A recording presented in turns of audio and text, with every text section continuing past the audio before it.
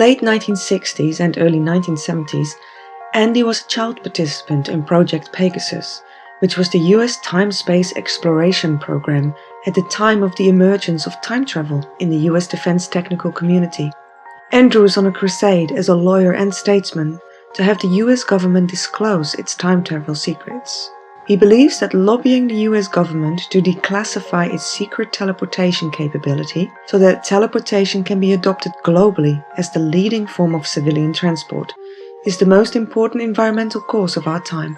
In 2016, Andrew D. Bashago will be a candidate for President of the United States under the banner Andy 2016, A Time for Truth.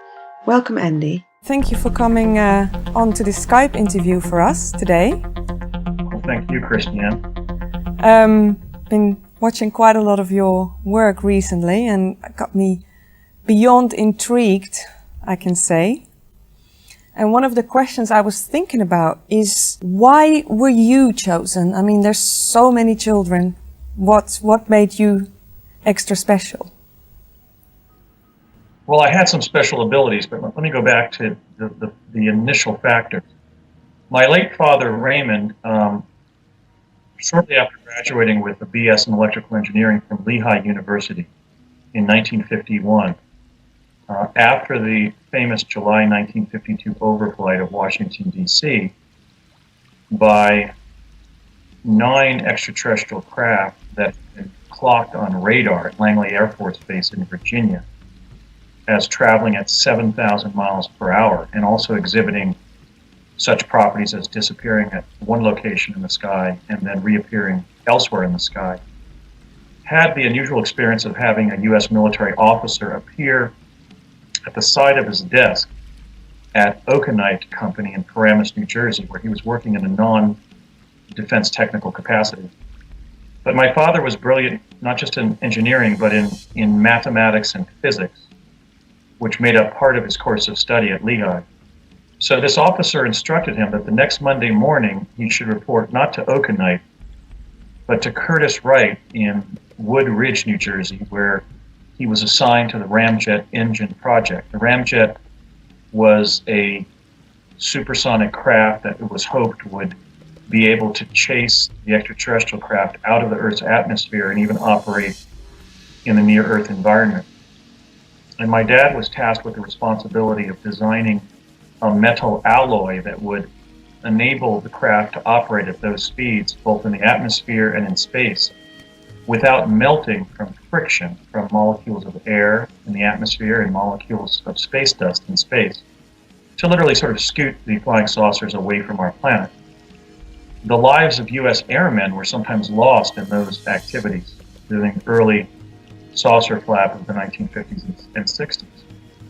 And so he continued to work in classified defense-related engineering capacities, so that at the time of my birth, in September of 1961, my father had already worked on several very sensitive aerospace projects with reporting requirements to the CIA, the Air Force, the Navy, and so forth.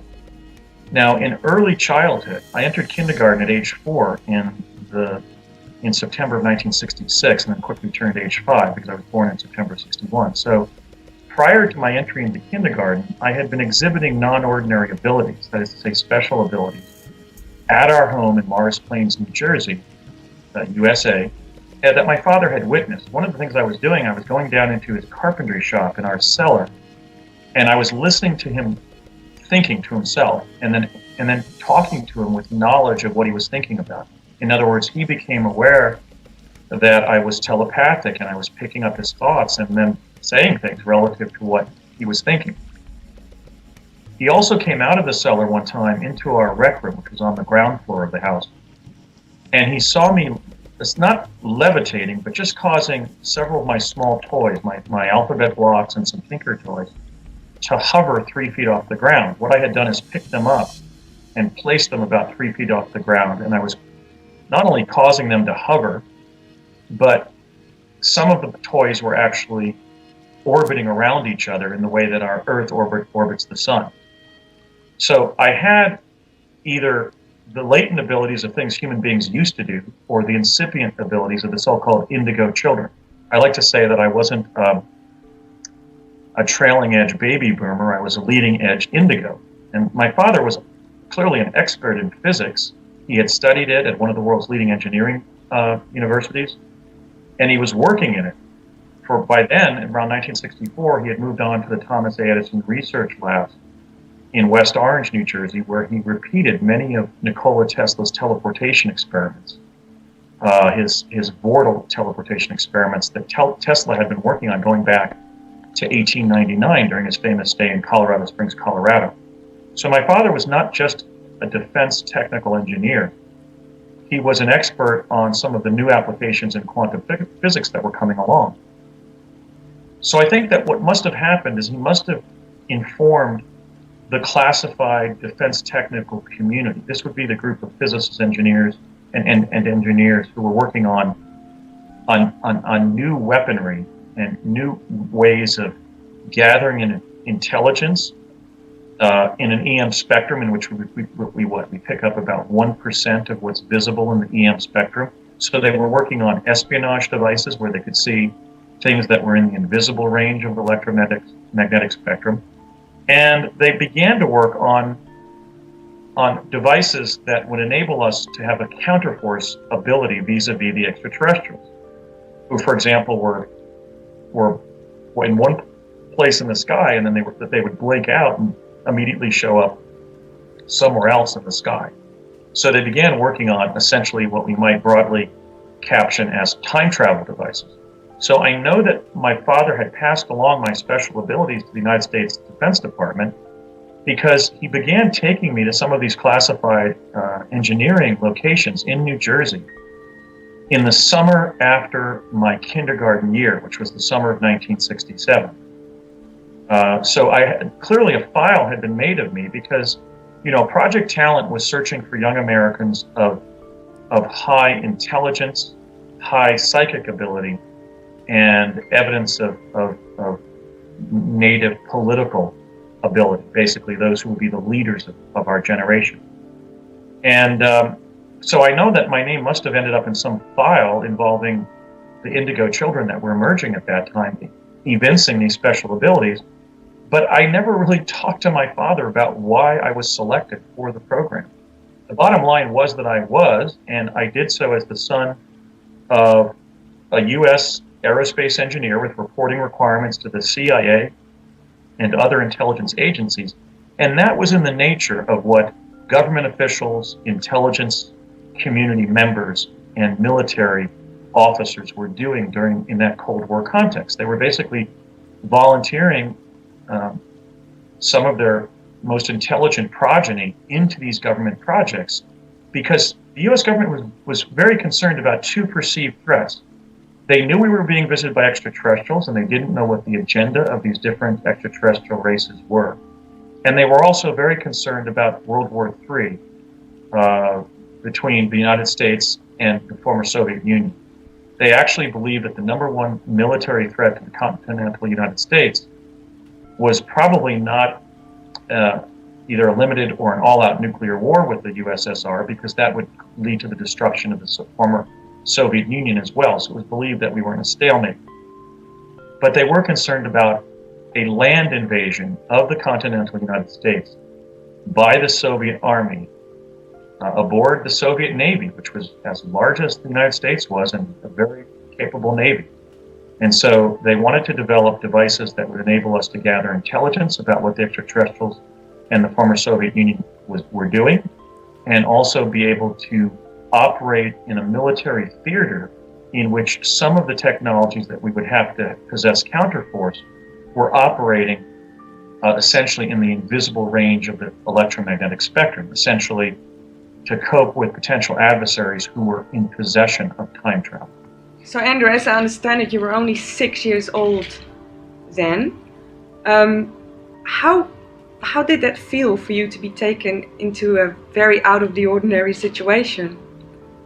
Well, it was very astonishing, I would say even shocking. What happened was, we know I was age 6, and I can explain that, but essentially my father drove us from our home in Morris Plains, New Jersey, to the old Curtiss-Wright Aeronautical Company facility in Wood Ridge, New Jersey, that he had originally been assigned to between 1952 and 55 to work on the ramjet. In fact, my dad first traveled to New Mexico conventionally to flight test the ramjet engine at the White Sands Proving Grounds in New Mexico.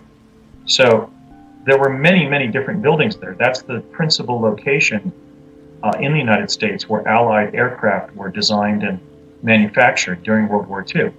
And so I remember him taking me up to Curtiss Wright. I remember going through a small air museum with about 8 to 10 absolutely beautiful reconditioned aircraft that had been designed by Glenn Curtiss, who was, as you undoubtedly know, an associate aerospace air designer along with the Wright brothers, hence the name Curtiss Wright. So we would go through that air museum and to a kind of a security post, and we were given access then to the engineering building and to Building 68, which was one of the many numbered buildings there. And in a room in Building 68, there at Curtiss Wright, about the size of, let's say, a high school classroom, was an object that consisted of two gray-colored armatures. They were elliptical booms that were standing on their bases that had been designed into the ellipses. So they were standing there. They were about 8 feet tall, about 10 feet apart on the ground. And my dad, the left boom was connected to a rudimentary computer console that a technician was sitting behind. He was sitting behind a keyboard and a rudimentary screen. The right boom was attached to an industrial strength power cord and plugged into the power outlet in the wall. And my dad instructed the technician to turn the device on, and we stood about 10 feet away from the radiant energy that began to be broadcast between the two booms. This device had been one of the devices that had been found in schematic form in the papers of Nikola Tesla that were seized by the War Department upon Nikola Tesla's death in New York City on January 7th of 1943. And the War Department forwarded Tesla's papers to the world's leading physicists that were then gathering in Los Alamos, New Mexico, to build the atomic bomb. And what we didn't know is that Tesla's papers were never lost. They were forwarded to the Project Manhattan physicists. Individuals like Enrico Fermi, for example, who's one of the hidden progenitors of the U.S. time travel capability. So my dad had the technician turn the device on, and the radiant energy that Tesla had discovered as a form of energy that was latent and pervasive in the physical universe suddenly was illuminated between the two booms. And it was very beautiful. It looked like water falling in a public sculpture, such as you'll find in a park where the sculptor has used falling water as a design element. But then my dad had us go up a foot from the energy field, and it looked like black and white raster on a television set, the snow pattern that you get particularly in the old black and white TV sets. And I could see that emanating from portals that were about 3 inches apart on the interior or concave side of both of these elliptical shaped booms, there were small ports that were emitting a bluish green light pattern that was moving across the radiant energy, sort of squiggling like a tadpole swimming along in the water.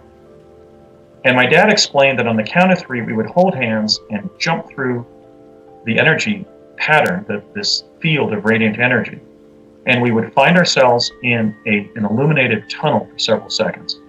And then the tunnel would close, and we would find ourselves, as he put it, on a hillside elsewhere in the United States.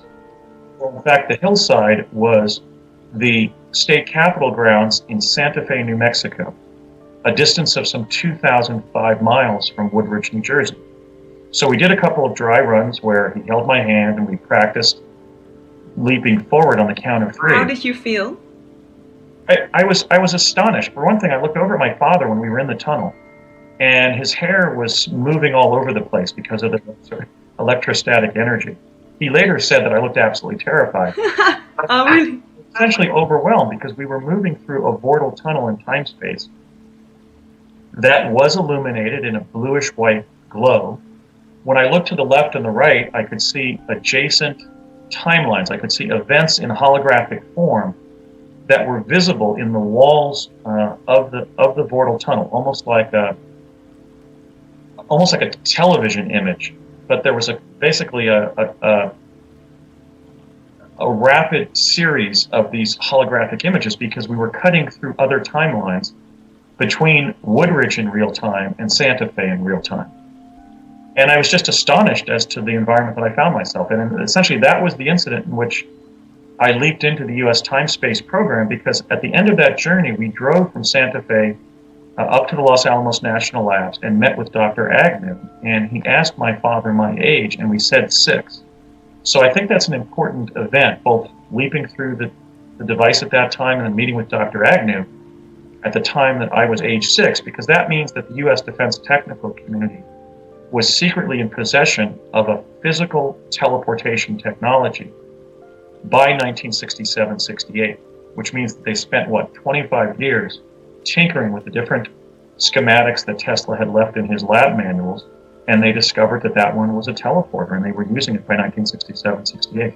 Now, when you're telling me about the tunnel, I then think of the stories you hear of near-death experiences, of people mentioning they travel through a vortal tunnel. Could it be that it's a similar type of experience? Yes, I think there are direct comparisons between the kind of physical teleportation that the Tesla or vortal teleporter allows and so-called instances of spiritual teleportation.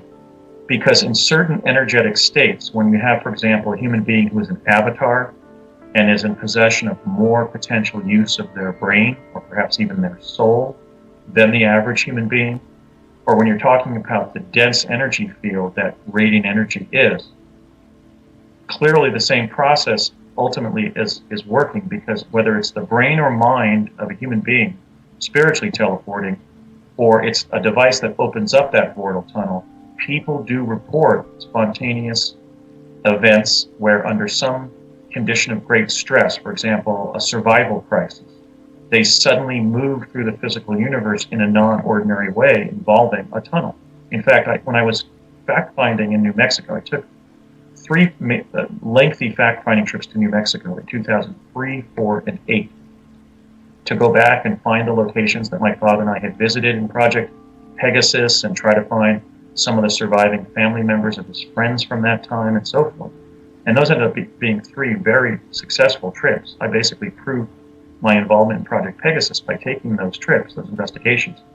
But just serendipitously, during the 2004 trip, I met a woman named Kathleen at the State Capitol Complex in Santa Fe, New Mexico, who sadly had been struck by a car in the middle of the street and had her skull fractured. Her brain was showing.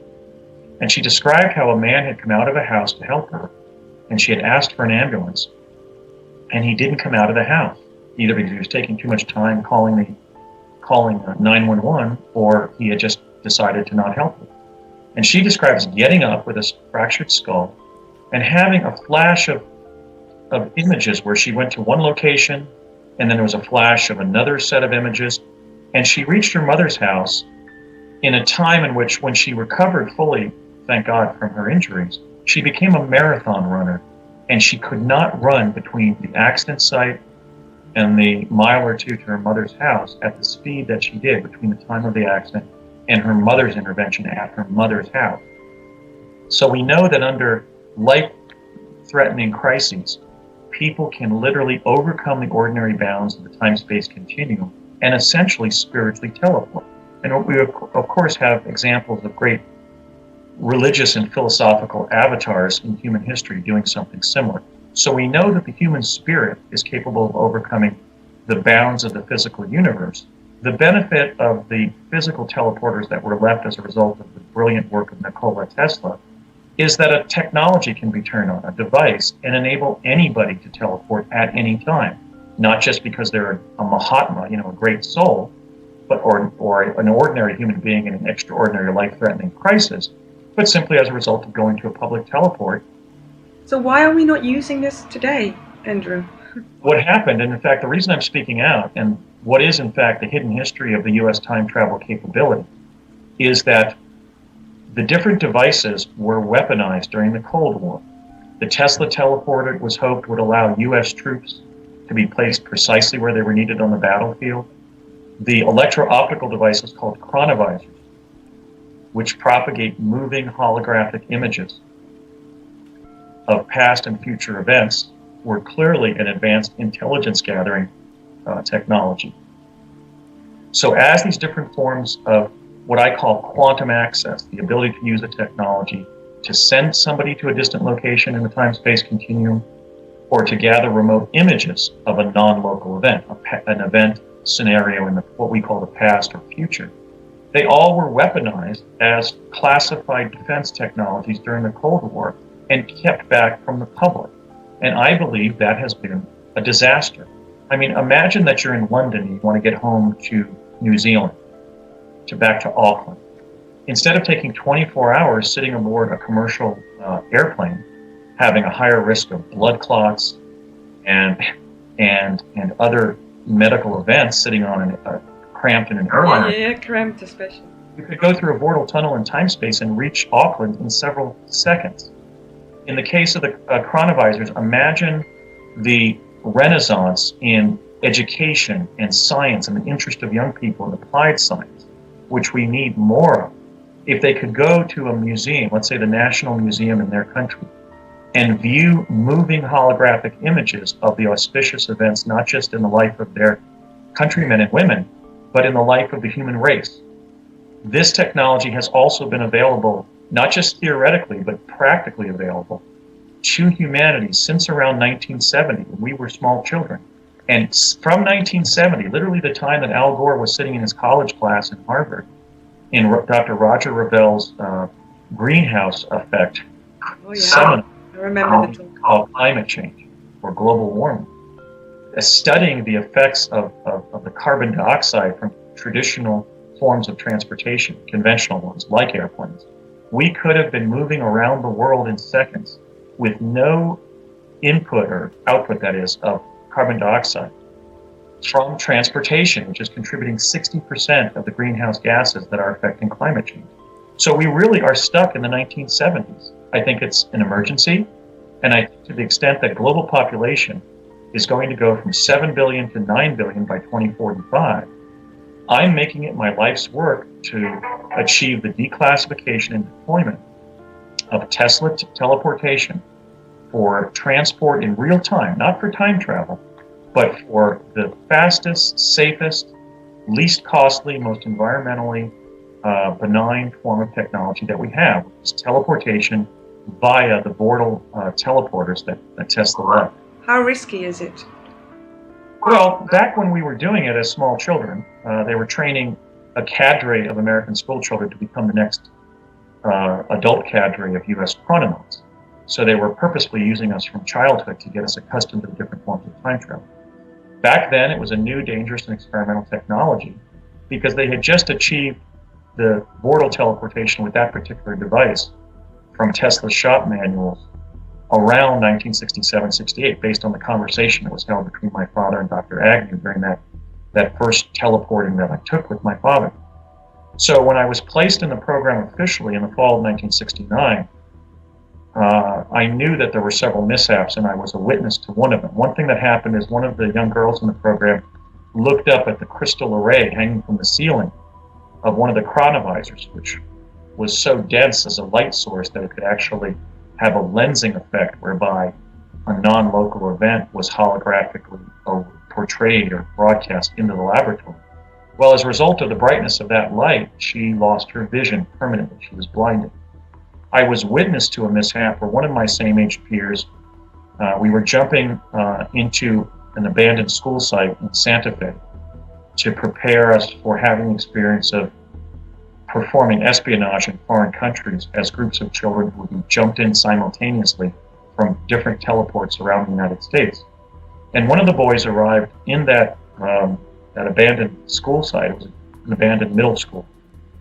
And unfortunately, one of the public fountains had not been completely drained or had filled up with rainwater or was leaking. And so he arrived standing in that public fountain, standing in about 3 inches of water. And because of the specific gravity of the water, the part of his body where the surface of the water was, which was about at the middle of his ankles, arrived a split second after the rest of his body.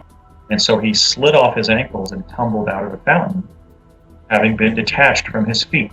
And when I reached his location, I had popped into view via the teleporter that I jumped through, and he clearly accessed that location from some other teleporter around the eastern United States. He was writhing on the ground, screaming, my feet, I'm only 9 years old. What am I going to do without any feet? So when I considered the fact that some of my contemporaries in childhood had lost their sight or had lost their feet as children, giving humanity new ways of going places and seeing things in the universe, I felt morally compelled to bring this information forward because of the price that they had paid. While you've been talking, Andrew, I've noticed from the corner of my eye that my colleague Gary got a big fascination on his face when we were speaking about the tunnel. Did you want to share something about that, Gary? Yeah, I guess I can, Andrew, because back in 1974, I had one of those so-called near-death experiences, which in those days was an unknown thing as far as I was concerned, and I'd never heard of it, let alone a phenomena. And of course, it's the tunnel. It's going down that tunnel. You're aware of light and sound around you, but it stretches out forever. And there was a never-ending bend in it. I was not going around the bend. And of course, where I went with my reaction, anaphylactic reaction to bee stings, of course, everything stopped, and I was pronounced dead until a doctor revived me. And of course, my first thought was, at that time, when I heard the doctor's voice coming through saying, I think we've saved him, I think we've got him, my reaction was, no, leave me where I am, I don't want to come back. So there was no sort of, a flight of stairs going up there and all sorts of people from my past or the Creator waiting to welcome me or send me back. But interesting, and I could just see parallels in what you explained to us and what you experienced. So it is wonderful that in times of trauma, we can go places. Yes, and bodily, because, for example, Kathleen showed up physically in front of her mother's house in a time that she wasn't able to go back and run in the same time period after fully recovering and becoming a marathon runner. And also, when we were jumping through the Bortle tunnel the Tesla device propagates, what happens is you essentially, as you leap through the radiant energy, your inertia opens up a bubble in time-space, sort of an interstitial chasm that is very like the tunnel that is reported in the near-death experience. The paradox is that it's illuminated, and there doesn't seem to be any external light source. And there's a low humming sound. I have no idea where that was coming from. And we were doing it physically. We were going through the universe physically. And what I've learned since then, in fact, is that space is exceptionally dense. In fact, 1 meter of space has as many ergs of energy stored in it as all of the grains of sand on every beach on Earth. So we're talking about an exceptionally densely energetic universe that nonetheless, Tesla discovered a form of energy that is pervasive in that physical universe that we can sort of tune in and then jump through. I'm not a physicist, but that's what I learned we were doing. He had found this form of energy. The device was basically a tuning device that broadcast that form of energy between the two elliptical-shaped armatures of the teleporter. And when that curtain of shimmering radiant energy was manifest in the laboratory, we were jumping through it physically and popping out thousands of miles away in several seconds. Now that could revolutionize transportation aboard our planet. So there's no reason why we shouldn't have attempted to introduce civilian teleportation in the 1970s, which was my father's position. In fact, he was constantly advocating it when I was in his presence in New Mexico when we were on the project. And Andrew, there is a television show called Fringe. Have you heard of it? I've not only heard of it, but after I introduced my life story to ABC Disney in January of 2008, a number of my story elements have appeared in Fringe. In fact, you may recall the episode where Walter Bishop held his the hand of his young son, Peter. Well, that was inspired by Raymond Bushago holding the hand of his young son, not Peter, but Peter's brother in the New Testament, Andrew, and jumping through the device at Curtiss Wright, which I just described at the top of the show. That's interesting. My producer saw that episode and she nudged me to make sure I'd ask you that question. So. Yeah, Fringe has been partly inspired by my experiences. For example, the word chronovisor appeared before in the West, or let's say in America, having been developed by the two Vatican priests, Ernetti and Gemelli in Italy, two Vatican musicologists at the Catholic University of Milan in the 40s and 50s. But essentially, the fact that I described my chronovisor experiences in that presentation to ABC Disney, I think also led chronovision to be introduced as a story element in Fringe. This seems to be happening quite a lot with actual real information that's being planted as little seeds in Hollywood films and TV shows. Yeah, I have a lot more faith in film. I think that television almost culturally, almost addictively can't tell the truth if it's a controversial truth. So they insist on telling non-ordinary fact as fiction. Whereas I think Hollywood has told a lot of unusual stories that follow reality much more closely. Maybe we're even creating the realities based on the films. Well, I think there's a feedback, and also, science fiction was introduced as a genre during and after World War II to confuse other countries and the public about the secret advent of particular technologies. For example, around the time that the Tesla teleporter was understood to be a teleporter and introduced in the U.S. defense technical community secretly around 1966-67, Star Trek debuted on American TV, showing an entirely opposite form of teleportation. So what they tend to do is they tend to tell the basic story with sort of denatured facts. So they make the public aware of what teleportation might be or is, but then they describe it in a way that wouldn't allow anybody else to achieve it. So they introduced basically a fictional form of teleportation. The form of teleportation on Star Trek is quantum teleportation, which has led to so many of the contemporary science news articles about individuals who are working in quantum teleportation. And in that form of teleportation, you disintegrate the teleportee at the point of embarkation and then reintegrate their cellular material at the point of destination. Okay. And the problem with that is that would kill any living organism. So we're going to need, and we have already achieved, vortal teleportation, where the opposite happens. Yeah. Where a vortal tunnel is opened up and the teleportee passes through it. And we stay intact. I've always been interested with these types of things, that what comes with us and what doesn't. I mean, to what extent are we able to bring something with us? Well, something that's unattached can fall off in the vortal tunnel, like let's say a hat. But most articles of modern clothing are sort of ultimately tubular. In other words, they're sort of stuck to our body as a result of sticking our arms and legs through them. And our shoes, of course, or sneakers are usually tied on with our shoelaces and so forth. So anything that's going to stay on your body in a windstorm is going to stay on your body in these vortal tunnels and the other forms of physical time travel. But I did have items of clothing wrenched off my body during some of my time travel experiences, to include my hats and even my shoes. I mean, when I was sent to Gettysburg in 1863 via plasma confinement, my shoes were literally wrenched off in the violent wormholing that I passed through to get to the destination.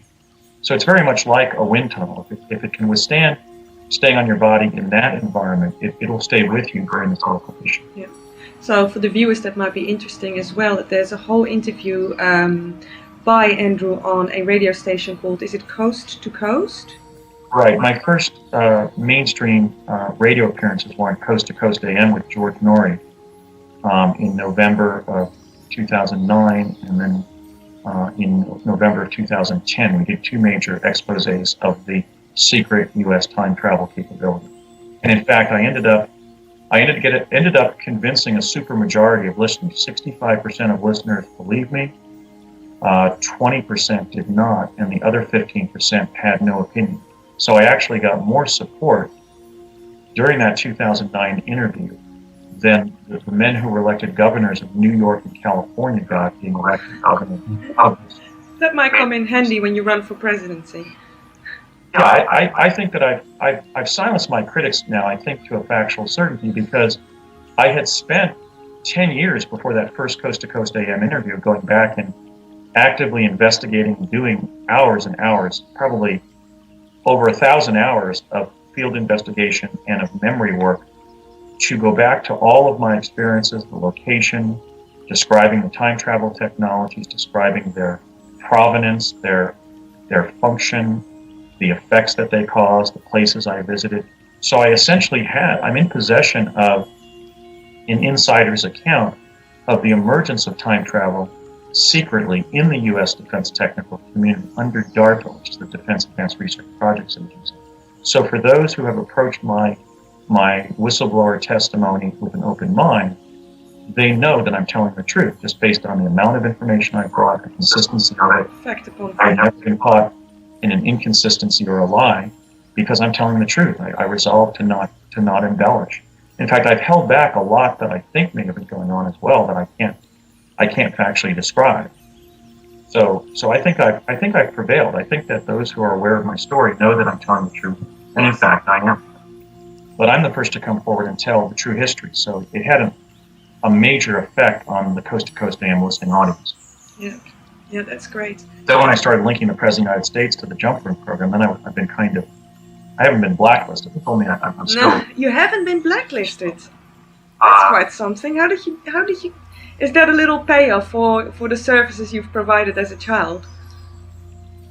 I don't know. I mean, I gave the United States Defense Department 8 years of my life. Exactly. Four in childhood, 4 critical years in childhood, age 7, 8, 9, and 10, going on 11, or to age 11. And then I was in the Jump Room program from 1980 to 84, which were the 2nd, 3rd, 4th, and 5th years of my 5-year course of study at UCLA. I was a 5th-year senior, as it were.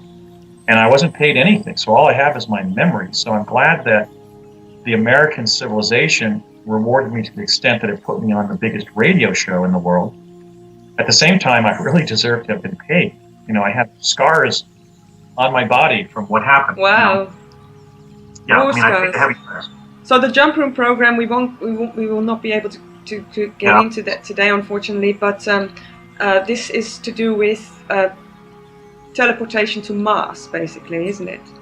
Well, we went to Mars. We don't know if we were being teleported there or we could have been chronovized, because there were some holographic effects that occurred that suggested that we were visiting a form of Mars, but maybe not.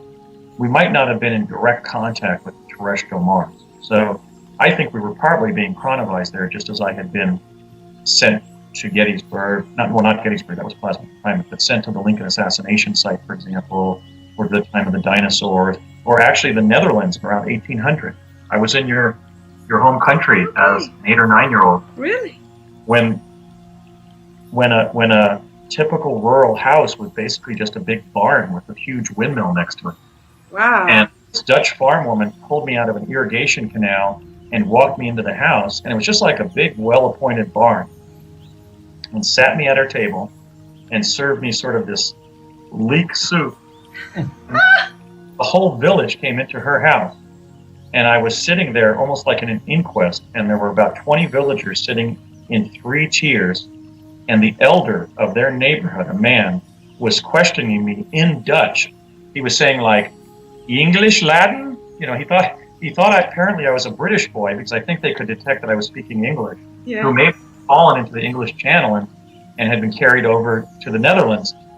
But I was actually questioned in Holland probably almost 200 years before you were born. Oh my God, this is great. So Andrew, when you're being chronovized, does this mean that you have no influence in the setting that is being played out around you? Oh, you're there. When you're chronovized to location, we were being sent there as a kind of a supraluminal superimposition over that event scenario in time-space.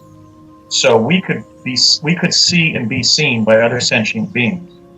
And in fact, they sent me back to brief General Washington to advise him to retreat from New York Harbor in what then became the Battle of Brooklyn Heights.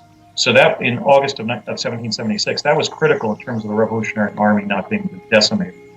They had some reason to try to reinforce that decision by sending me back and having me actually meet Washington and advise him. George Washington was an impeccable individual. I still have a vision of him in my mind. He was so brilliant. He was almost illuminated with a white light. He was that striking in person. So in those cases, when I was going back in time via chronovision, I was indistinguishable from somebody from that time period. Washington even asked us whether we were angels, and I showed him a two-dimensional hologram that had been laminated, a sheet of paper with a two-dimensional hologram with laminate over it, to show him that we were from the future. I said, General Washington, there certainly isn't anything like this in your time. I hope this convinces you that we're time travelers from the future. But he initially asked us whether we were angels. So we think that our meeting with Washington may have actually led to that legend that George Washington had been advised by angels during the Revolutionary War. So we could see and be seen. We weren't either invisible entities nor otherwise. We were there in a light pattern that human beings and animals from that time period would see as an ordinary human being. Okay, that's interesting. My colleague Gary and we went out into the bush about 7 months ago to make a documentary about the fairy folk of New Zealand. And when we came home in the evening and we spotted our footage, we noticed that while we were in the bush, there were 2 or 3 illuminated white beings behind us. And as we zoomed in, they were looking at us from behind a tree, and as soon as they realized they were being filmed, they went back. All you could see was the humanoid shape, white, glowy. And after watching your interview, or listening to your interview on Coast to Coast, I had this funny theory that I thought, well, perhaps these were people from the future. We're dealing with many different types of beings, and they've all been documented. There are angels, who are essentially messengers from the heavenly realm, basically the eternal realm that this temporal realm emanates from. There are time travelers from other dimensions, from our own future. We have extraterrestrial visitors that are both biological entities and non-biological entities that are using time travel devices to get here at this time-space coordinate. So it's really all of the above. And from the reckoning of somebody like General Washington, who was clearly from the privileged class in the colonies and was literate and had as much access to books as anybody in that time and place could have had, from his place of understanding as a Christian growing up in the New World, he imagined that we had to be angels because of the depictions of angels in the Bible, where, for example, there are several angels appear to advise Lot to leave Sodom, and they were described as basically human beings in white clothing and very bright looking. And then we have the 2 angels that appeared in Jesus's crypt. So Bible-educated Westerners like Washington would have conceived of these unexplained visitors as angels, and that's what he was questioning us. He even asked it several times. He said, well, tell me, you are angels, aren't you? And I said, no, sir, we are visitors from your own future. In fact, I was given a script that I had to memorize. It was basically, it's been 40 years, but I was basically, I had to memorize a script that basically said, General Washington, we are time travelers from your own future. The 1970s, not the 1770s. So 20 years from your own future, or 200 years from your own future. I told him that you are destined to win the war that you are currently waging. It will lead to the forming of a new country called the United States of America.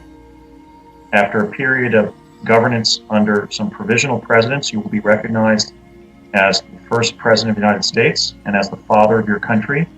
And that country's capital will be named after you. It will be called Washington, District of Columbia. But none of those propitious things will happen if you do not retreat your troops immediately from New York Harbor. Your army will be decimated and you will lose the war. So this is one of the mysteries of some of the missions that we were sent on.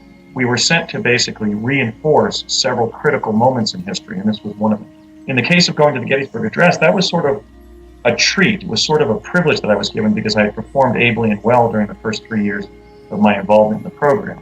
And my father and Dr. Sterling Colgate stated that they would now give me the opportunity to see the Gettysburg Address as it was happening.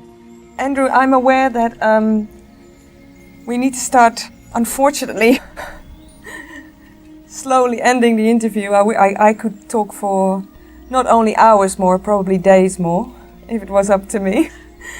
Probably also a lot of questions are still coming up for me, and I'm sure for the people around me and the viewers possibly as well.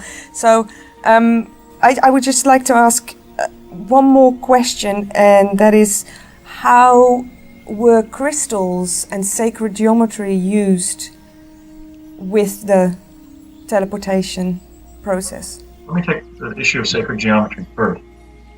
Nikola Tesla once stated that if you could understand the secret of 3, 6, and 9, you would know one of the keys to the universe. So I have to believe that somehow a crystalline construct of 3, 6, and 9 may explain how the radiant energy that is in the universe was